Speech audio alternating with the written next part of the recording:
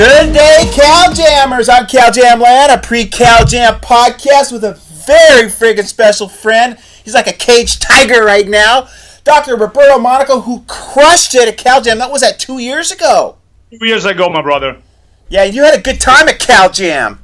I had an amazing time. Look at the picture right there. Yeah, I love it, man. I don't forget that moment right there. Yeah, and you said you prepared a little bit for that. 32 times. So we're gonna talk. We're gonna talk about the 7 P's today. 7 P's. And one of them's preparation, right? One preparation, by the way, and he just added 3 new P's too, so we can talk about those P's too. All right, and you know the last one's about a cat, right? We'll talk about that. I mean, back in the day, that's what that word meant. I mean, everybody's gotten so PC anymore. It's like you can't have any fun anymore. And I've been grandfathered in where I don't have to play by the rules. But you're a speaking coach, and I mean, you've helped me immensely last year, and I want to let you know that everybody loved my talk last year, even though I didn't feel it was like one of my better presentations because I didn't have as much fun. I was more structured, and I want to owe it to you the only person that did better on the ratings than me last year was Del Bigtree, who was phenomenal last year. He reminded me a lot of you. You guys both have that kind of thing. Yeah, storytelling. Exactly. But I've been to your training. I loved your training. I've referred a lot of people to your training. And every year we sit down before Cal Jam and you help me get the skeleton down from it. Because I never really knew that there was supposed to be a skeleton or a structure. Okay. Yeah, you know what I love about working with speakers like you, buddy, and leaders, is that I don't believe that you have just one way of presenting. Why? Because then everybody will sound the same. And the beautiful thing about Cal Jam, by the way, if you haven't bought your ticket, go buy your ticket. When? When is the best to buy your ticket? Now. Or it should have been at Cal Jam last year. Yeah, but the second best time now, right? So the cool thing about to see when you go to Cal Jam, you see all these amazing speakers, and they all have their different styles and different ways to presenting. So I don't believe it's just one way of presenting. There's different ways. Now, a structure allows a presenter to be effective and communicate their own story, their own style, with their own energy. And that's what I learned about working with you, that, man, you're very creative. You're like a beast, always unleashed, right? Which I love. Right. But then you want to also be effective, and that's why I love the work we did last year. I can't wait to help you again, buddy, this year with your talk. And we're meeting next week after the 4th of July, and I want to do a little brainstorming. Maybe brainstorming also not only on my talk, but also brainstorming on your talk, because you're back next year at Cal Jam 2018. Turn it to, I don't have 11 fingers anymore, but turn it to 11 next year. I will, buddy. I'm ready. I was in bed this morning, and I was sleeping, and I was having the dreams, and I heard all the planes flying overhead. And I was incorporating that into my dream, and I was thinking to the chiropractors, and I had a gas nozzle, and I was filling up the wash machine with a gas nozzle on it. Where you know how dreams are really bizarre, and I think if you want to build a bit of bigger practice, you need to put a little gas in the tank, and that's what Cal Jam's about. So, 100%. All right, let's get into the 7 P's. The 7 P's, and I added a couple extras basically, I come up with the 7 P's is because I believe. By the way, I done the last year. I done probably like 5 or 6 association meetings for chiropractors, and this is what hurts my heart, buddy. It's painful. Chiropractic changed my life. My wife is gonna have a baby Sophia. Check this out. July 27th, due date, because of chiropractic. Amen. 4 years, she couldn't get her period. Right? 4. Went to different doctors. No solution, all this bullshit we heard. We start the care with Dr. Ryan Hummel, and then change the course because chiropractic. Think about that. Because chiropractic, not only my wife got healed, not only we're gonna have baby, not only now I just got my certificate. I went to a natural birth center where we're gonna have a baby, not in a hospital. Amen, bro. Rock and roll. And I know you're not. It gets better. And now, why? And yesterday I had a conversation with her father, like, are you not going to vaccinate? We say, of course I'm not going to vaccinate. Here's why. And we start lecturing. So you see the impact about me just meeting Chris Zano, which I met Dr. Ryan Hummel, changed the course of my life, my wife's life, and the baby. Because one person shared the word. And I want to link back to the associations. When I go to the associations, I always like to ask, how many of you here in a room, let's say 200 docs, 150 docs, are proactively, when I say proactively, at least 1P, right? At least once a month you're doing some type of outside talk, or once a week you're recording a video, and I always get this 10%. 10%, raise your hand. You gotta be kidding me. And I'm like, it's like, it hurts me because every time a doctor does not communicate, they allow someone like me and my family to struggle. Right. So that's sometimes and fall into the medical model, which is even worse. It's like you get butchered. Let me tell you how worse. So we done this class, natural birth class, right here in San Diego, and there's 10 couples. True story. And then so one time the lady said, today I want to talk about what you can do for yourself, for your baby. I heard chiropractic's really good, right? And then nobody knows right, that I work chiropractic. So raise your hand and say, look, chiropractic is amazing. As a matter of fact, your baby should go to chiropractor. Out of the 10 people, 9 of them goes, no way. You cannot adjust a baby. You cannot. Is that too hard? 9 out of 10 in my class. And so it's like, and you were the 1 out of 10 that everybody else. I knew. I was like, hey man, right? We go to chiropractor, and still piss me off because I see these things over and over and over. Not only in the conventions, the chiro conventions, but in my class. So now I'm bringing my chiropractors business cards. I'm telling them, hey, safe, you gotta do it, It's light adjustments, they're touching there. They're eliminating, interference in the nervous system. So I'm kind of like, dude, I'm not even doctor, educating them on the idea. But so I feel that we have to make a decision, a commitment to really get the story out, Right. And that's the first P is about the presenter, Right. And about being, and I know you and I talked about before, about being the congruency, the physical appearance of the doctor. But before you get to that, I'm going to ask you a question about what you just hit on. Mm-hmm. Because you're an outsider looking, and not that you're an outsider, but you're not a chiropractor. You intimately work with chiropractors. Yes. Mm-hmm. Yep. But in your opinion, where is it that chiropractors have dropped the ball in getting this message out? I feel like they dropped the ball because they don't have the confidence. They're pussies. The other P that we were talking about. Okay. The kind of like because you gotta have the confidence to say, I'm going to put myself out there regardless what other people are going to say, right? Because you're always going to have some type of resistance, right? And when I look at you, and I look at guys that we work with, guys who are seeing 700, 800, 1,000, these guys are crushing it. They just made a decision to say that's it, right? And then the difference, Dr. Bill, is not like, oh, I'm a chiropractor and I do some speaking on the side to get new patients, right? That's the mentality of the 90%. Guys like the top producers and the best doctors, they go, man, that's what we do. We're about to change. Part of being a leader, part of being a health and wellness leader is to get the story out. Right. So I do podcast, I do email, Facebook, speaking. I go to the TV with your buddy, right? You do the radio show. Yeah. So funny, by the way. You guys...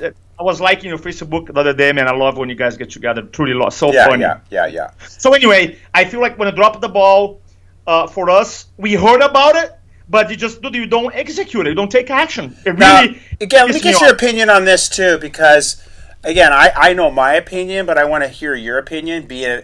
Again, I'm not saying anything inferior about you or anything. I want you to understand that I love you as a brother, but you're not a chiropractor. You're outside chiropractor, but you help intimately work chiropractors. You understand what I'm saying, right?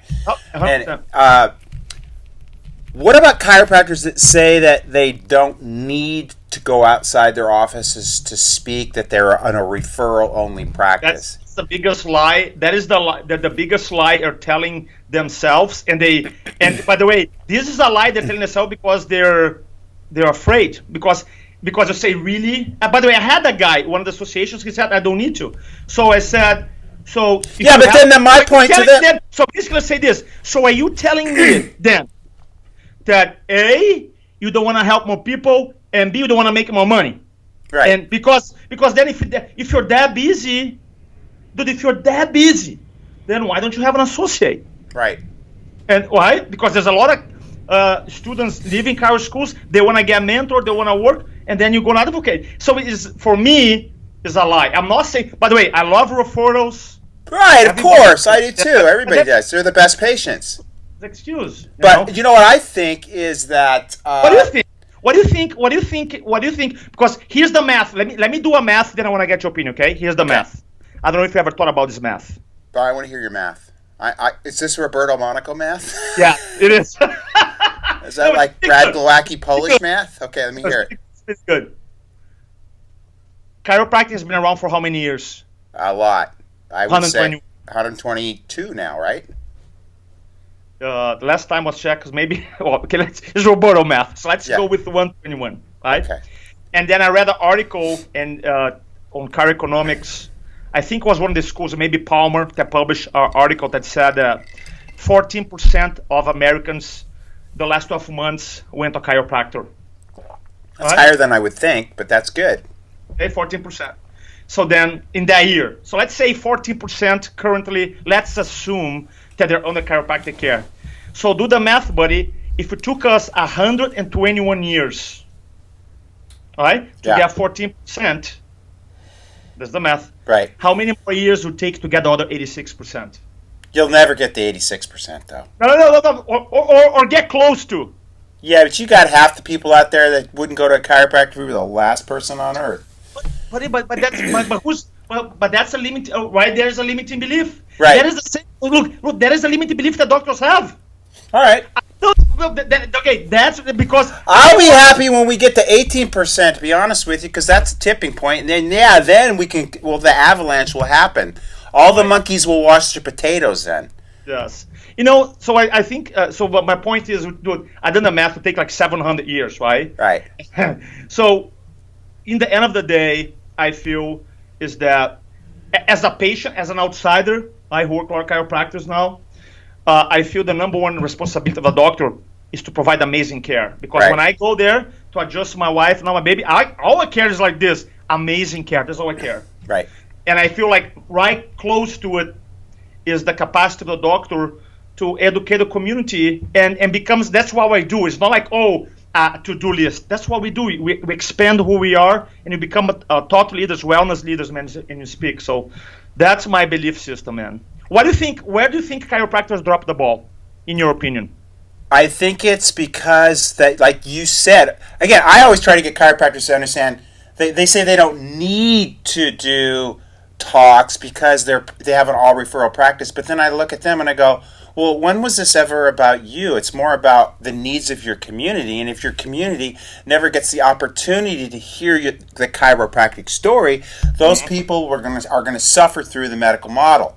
So, I think chiropractors that's sometimes a reason for them not to want to do it, or maybe they just don't have the drive, the passion to be speakers too. I mean, there's a lot of people I know, even that are close to me, close friends of mine, that really don't like speaking, and they prefer having a more one-on-one interaction with patients through screenings or just referral. But this is my belief on that is that nobody's born with the fear of speaking.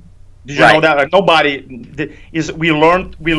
We picked up along the way. Well, I think it's just through your upbringing that maybe you got somebody made fun of you or something for saying something, and as you got older, those scars got thicker, and maybe you didn't want to speak, or you became more reclusive and introverted. Well, that's why the first P is about the presenter. Okay, let's talk about the first P. Because that all you're talking about, the whole mindset's about the presenter, right? And because if you think about it, didn't BJ had a radio station, bought a radio station? Yep. WOC, World of Chiropractic. If I remember correctly. To get the story out. and sometimes get me. I just launched what is really cool to see. In one of the things we do for our clients, we launched this 30-day Facebook Live video challenge where I had my doctors do 30 days of Facebook. Because do you feel like BJ and all the chiropractic leaders? Do you feel like they would when you have a broadcasting machine in your phone? How much do you think? Imagine like what they do, with this. Right. I think that all the time too. I always say to myself, God, I can't even imagine what I would be like if I didn't practice, because I would really ramp up more. So, because there's days where I'm so busy in my practice that I don't even make one post on Facebook, and maybe I should delegate more of that out. But I think a lot of the beauty of what is Facebook for me is that your personality comes across, and it's hard to have somebody else replace your personality. I mean, I think that's one of the reasons I have so many followers on Facebook, is because of the fact that I'm brash, I'm authentic, there's passion that's exposed there, and all that stuff comes out even more so than the old radio days. You've got visual, you've got target marketing. I mean, BJ would be all over social media. Yeah. How do you talk about the first speed, the presenter? By the way, there's 7, by the way. Yeah. The presenter, the people, the presentation, the persuasion strategies, the preparation, the performance, the promotion, and we can spend like literally a week talking about that. Well, let's do this. We can come back. Let's talk. I just want to talk about the presenter a little bit more. I have a question for you. How do you handle criticism, buddy? Because that is like the fear. No, this is important. This is a very important discussion. You mean, did you just see the article that just came out? Yes. Chiropractors are bullshit? Yeah. I'm saving my all-time favorite for last, Billy DeMoss. Yeah. So because a lot of people, they don't want to be judged. And because they don't want to be judged, they want to be criticized, they don't put themselves there. So how do you personally, let's talk about this article. When I read it, I got so pissed. That's what they want. I was thinking about you, man. I'm like, oh, man, those people have no clue how loving and how committed you are to help. It's just like no clue how you devote your life, you give your life away to help people. And I surf last, which sucks. Yeah, and they talk shit about you. So let's talk, because this is important, because I'm telling you, when you talk about the 90% who don't take action, they're not there, they're not proactive, is because they don't want to be, wow, man, Bill DeMoss put his neck out there, and now he's being criticized. So how do you personally handle criticism? Well, you mean, sometimes my big concern when I see stuff like that is how the chiropractors in the profession are going to be able to take it. I can take it, because I'm used to that. I mean, the thing is, BJ said very eloquently that when you walk into a room, they better be talking. Doesn't matter if it's good or they don't matter if it's bad. They better just be talking. So I've always lived that. Again, I know that we're going against the grain of the consciousness, especially when we're talking about things like vaccines or anti-medical stuff. You're going to get a backlash of hate from people, and you got to just expect it. And I mean, literally, I've gotten to a point where if I don't have any negative haters, then I almost feel like I'm not pushing the needle hard enough. So I expect that. I relish in it. I just don't want people to think that it's in any way going to affect their practice. And if people think that, that's just their own thinking.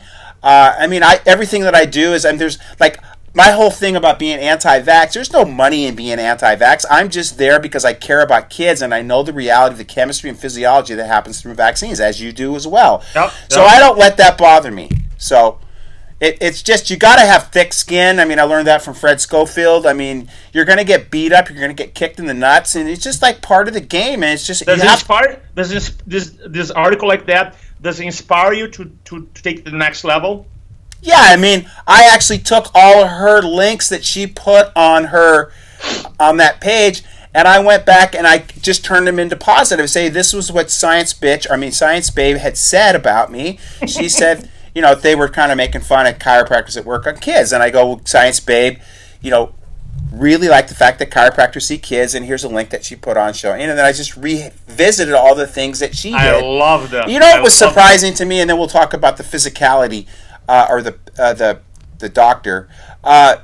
is that there was not one bit of backlash from her followers on any of my pages. I thought I was going to have an avalanche of haters on my pages where I'd have to go back and ban and delete, but that didn't happen, and I don't know why.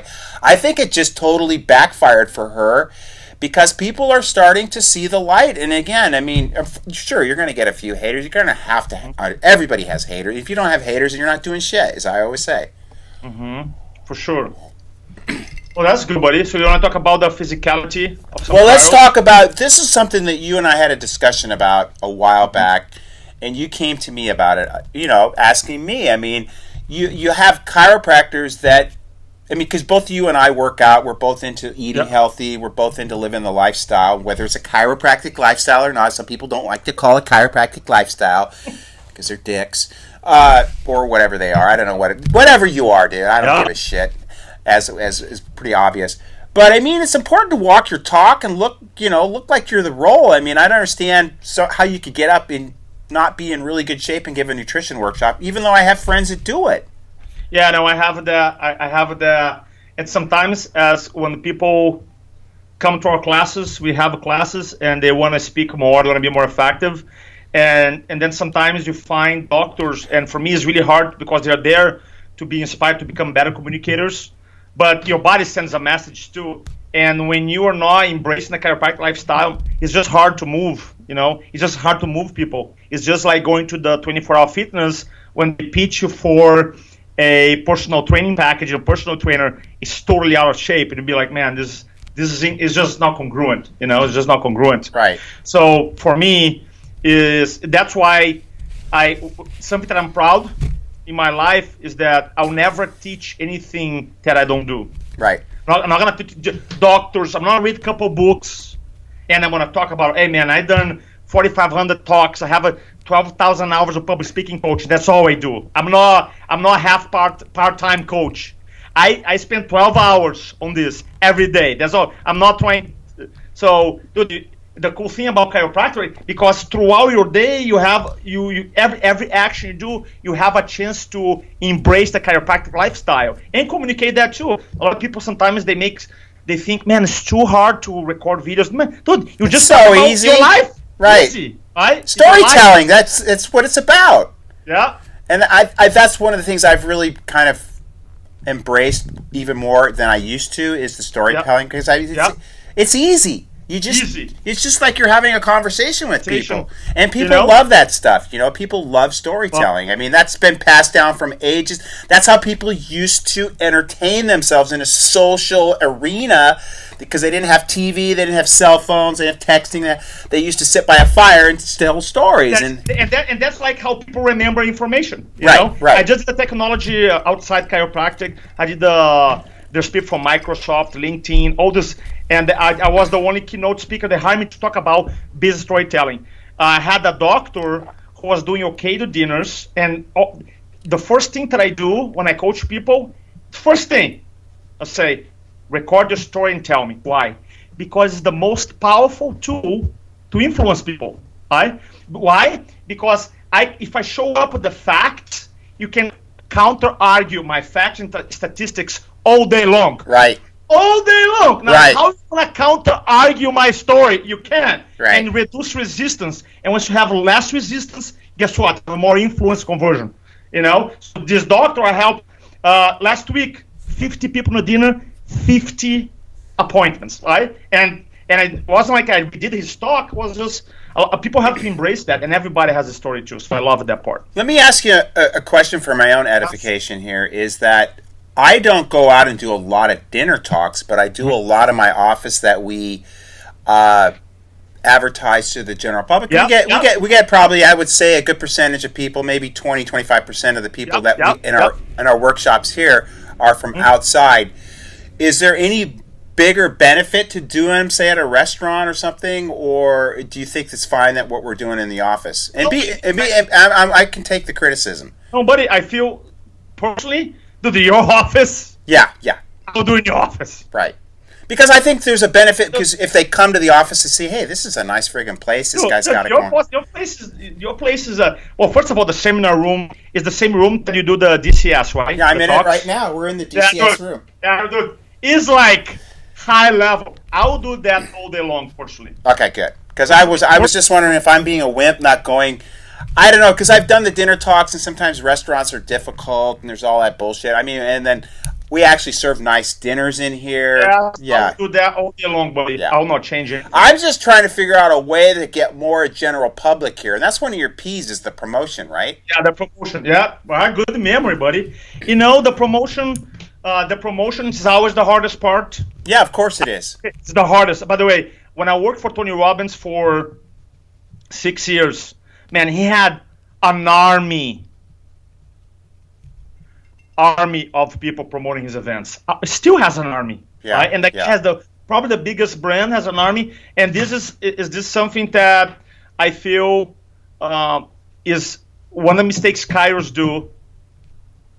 Like not only chiropractors but other industries, they try one thing, doesn't work quite well, they stop. Look, when it comes to promotion, okay, you do everything. You do is the flyer, is the when patients come in, they walk away, the flyer, you talk, is the email, if you want the Facebook ads, is a combination. It's just like if you watch 1,000 MMA fights, I'm a big MMA fan, if you watch MMA fighting, it's never like this. If you get 1,000 fights, maybe one or two, you're going to have, you start fighting, and one guy comes, punch, the fight's over. That sometimes happens. Yeah, right? Yeah. If you watch most of fights, there's a lot of kicking and wrestling and jiu-jitsu and punching, and then someone gets tired, and then one guy wins or connects. And marketing is just like that. You always want to keep fine-tuning.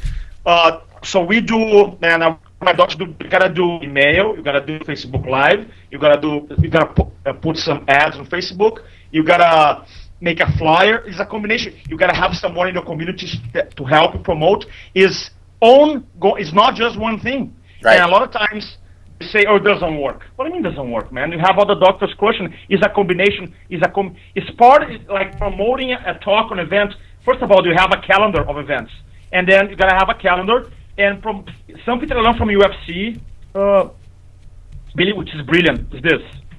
So let's say they have. What did you say? UFC? Yeah, UFC. Yeah, UFC, the fighting. Okay. The UFC, the Ultimate Fighting Championship. Okay. Right? Good. You know. Okay. So they promote this huge fight. All right. So let's say Saturday night, and then they make all this money. Then on Sunday, they have They kind of, some articles about the fight. On Monday, if you go on their website on Monday, what happens? That fight is gone. They're talking about what? The next fight. They never miss. They're like zone. They don't miss a day. And because marketing is part of their culture, right? And I think that as a chiropractor or a business owner, as an influencer, we got to embrace. A lot of people have resistance against marketing. Man, you gotta become a great marketer. Yeah, that's half of what we do, bro. In my opinion, and I love it. I think it's the funnest part of practice, in my opinion. Yeah. I just had a thought. I mean, I don't know if you're open, but you know the Billy D live show that we do. I just did with Del Bigtree, which was huge. Yeah, I love it. Yeah, would you be interested in coming up and doing one on a Monday night? 100%, my man. Okay, 100%. Because we can go deeper in one of those ideas, man. Yeah, maybe we can do that because we've only got about 10 minutes left. We're doing the Monday after 4th of July. Would you be up for that? Monday, yeah, 100%. Look at my calendar for sure. Yeah, we'll look at our calendars and make sure it works. All right, what's the second P?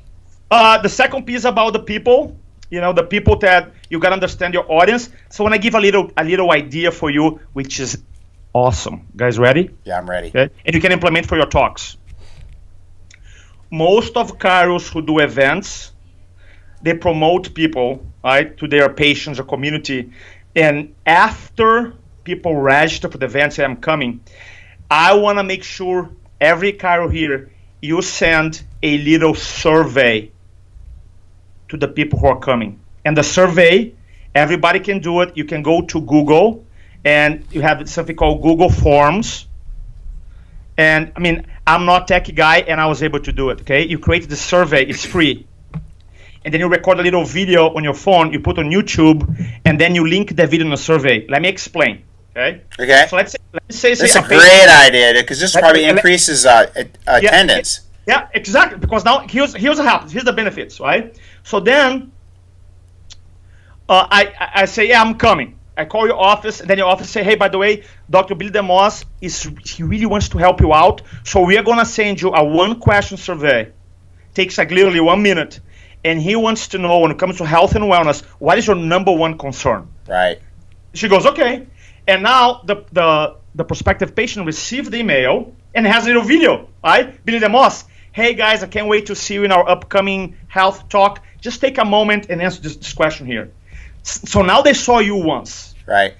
And now, do you feel like if they take the time to answer this question, is going to increase or decrease the likelihood of them showing up? What do you think? It's going to increase it, right. Number two, and you do anonymous, right? You don't need to get their name or email. Right, of course. Yeah. Now, you're going to get information. Now, I have a collection, a huge collection of outcomes and goals and problems the chiropractors have. And you can have a collection. Now you have like, oh man, I never talk about this, because now people are describing how they feel. And literally, I get their words, and sometimes I use as a marketing title or a webinar to promote my next thing. Because look, the best form of marketing is that when your message, your title, matches your audience conversation. Right? What would you say is the most probably frequent request people have as far as learning about their health? Well, my survey is about public speaking presentation. Okay, but you haven't like asked any of the doctors that have done this that you've promoted it to? Well, it's all over the board. You know, I think the. I would be curious to know what that is. Maybe we can talk about that when you come up Monday for the Billy D live show. I'll research my docs. But how cool! Now check this out. Oh, that's an awesome idea. I mean, and then now they'll be like, man. By the way, and let's say you have 20 people and you receive 20 surveys, right? And the cool thing now to build up rapport or connection in your talk, and you can literally print one page and say, hey guys, thanks so much for the survey here.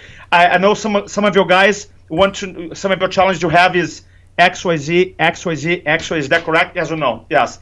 I'll try to address. So now, like, oh man, he really went one step beyond to help me.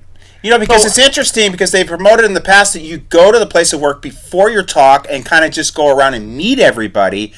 But literally, it's a great idea. It's a great idea, but it takes too much time. I mean, literally, I am pressed for every minute of every day, and as you are probably as well. It's just like I don't have enough time to even work out anymore. So let alone find time to do that. I love this idea, and I'm going to utilize it. Google Forms. Yeah, to do Google Forms just because you're great at video. You record a quick video. And then, by the way, you can do SurveyMonkey. They have all this type of. I use Google Forms free. This is free and comes to my email. And now I have a database because now, buddy, you build up this collection of topics they want to know. Their language that you can use for future marketing. You know, if you're doing a blog, you say, hey guys, a lot of people, some of you are asking me XYZ. So now, and now you stand out, man. So that's people. The third one is the presentation, which we're running out of time here, but that's how we structure a talk. The fourth piece. That's what you really helped me with the most, in my opinion. Yes. Because I just would just get up there and just explode and rant, and there was not really any call to action or any real. And that's what you've really, and that's why I want to I'm meeting with you next week. I really want to kind of go through promoting CalJam out there. I also want to talk about promoting my cannabis line out there. But I also want to How's that working? How was that working, by the way? It's going great, dude. It's unbelievable, the results we're getting with it. And it's also, I'm catching a little backlash for that, too, but I expected that. You know what's funny? It was so crazy. I follow your post, and then you said a week, maybe 2 weeks ago, you said, just wait to see. I know sometime in the future is going to come out an article talking shit about cannabis, right? And then like 4 days later, something actually come up. I'm like, man, I can't believe that. It's so easy. But you know the game, dude. You understand all this shit that's gonna. In fact, they just said Fox said something. I reposted that. That's unreal. Yeah. Unreal. Yeah. Unreal. And you'll see all kinds of shit all over the news. You just watch. Yes.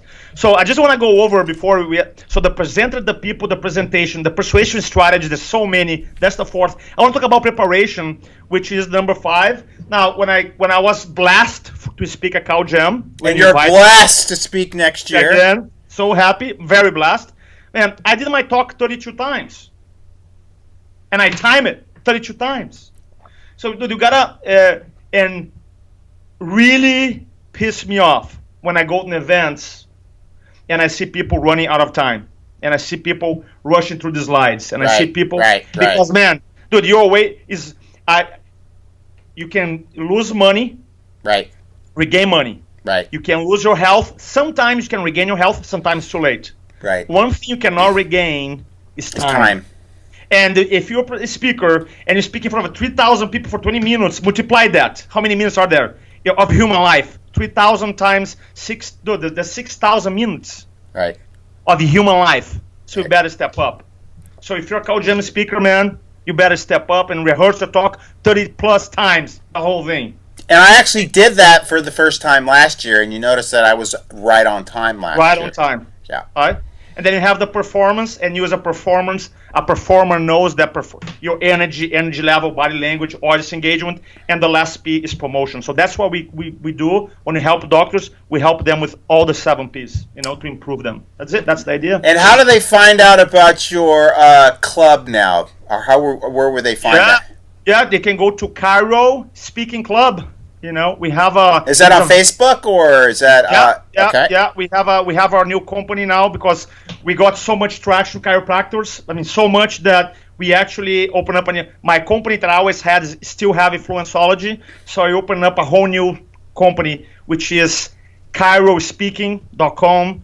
Have a website, and our club is Cairo Speaking Club, so you can learn more about what we do. Yeah, because I always thought it was unfortunate that because I know the intimate relationship of your Influenceology seminars. There's only usually 20 or so people there, and I'm thinking, God, he needs to affect more chiropractors in this. So it's good that you've opened up another avenue for people to access your information. Oh yeah. Yeah. So.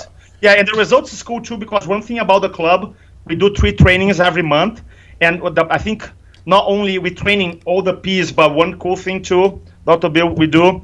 I have doctors in the club. They upload their talks, and I critique them. So now I have doctors learning from other doctors speaking all kinds of topics. Plus, my feedback is insane. Yeah, it's amazing. So what they do is they upload their talk to the club, and then everybody can see it. Yes, and I critique it. So now you not only learning from me, a speaking coach, but like, man, I didn't know about how to frame chiropractic this way, this close. And I have all kinds. We have wellness talks. We have dinner with the doctor. I mean, all kinds of, because I believe in personally, my belief system in chiropractic lifestyle. That's what I believe. That's what I try to practice and embrace with my wife. So we welcome doctors, anything that do with health and wellness. And it's awesome, man. It's super awesome. All right, so if you all out there in CalJam land enjoyed this podcast, which I know there's no way you couldn't enjoy this podcast, there's a lot of energy on it. Yes. We will be getting together as long as our schedules permit. It looks like July 10th. The Billy D Show starts at 7:30 p.m.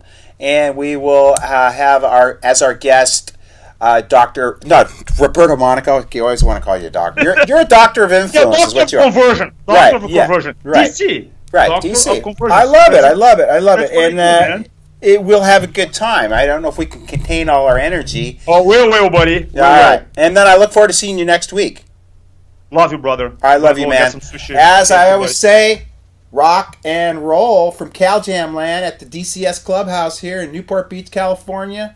Roberto Monico, a major big player in the chiropractic. Give me some skin on that, bro. Yeah, and here's what I have to say. Right? You have to say, don't speak to inform, speak to transform. Love it, baby. That's your motto, baby. Rock and roll. Rock and roll. Peace. Do we want to get right?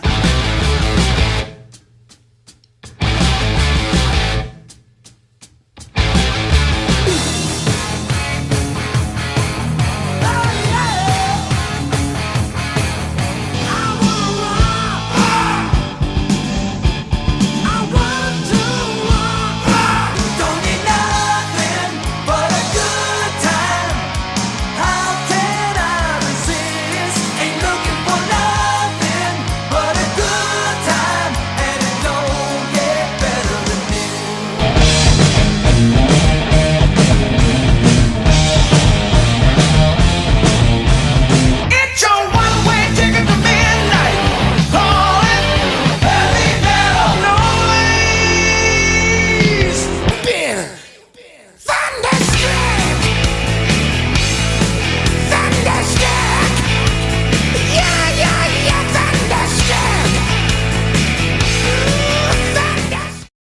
numbers all go to 11. Look, right across the board. 11, Oh, I see. 11, And most of 11, the and then amps go up to 10. Exactly. Does that mean it's louder? Is it any louder? Well, it's one louder, isn't it? It's not 10. You see, most blokes are going to be playing at 10. You're on 10 here, all the way up, all the way up, Yeah. all the way up. You're on 10 on your guitar. Where can you go from there? Where? I don't know. Nowhere, exactly. What we do is, if we need that extra push over the cliff, you know what we do? Put it up to 11. 11, exactly. One louder. Why don't you just make 10 louder and make 10 be the top number and make that a little louder? These go to 11.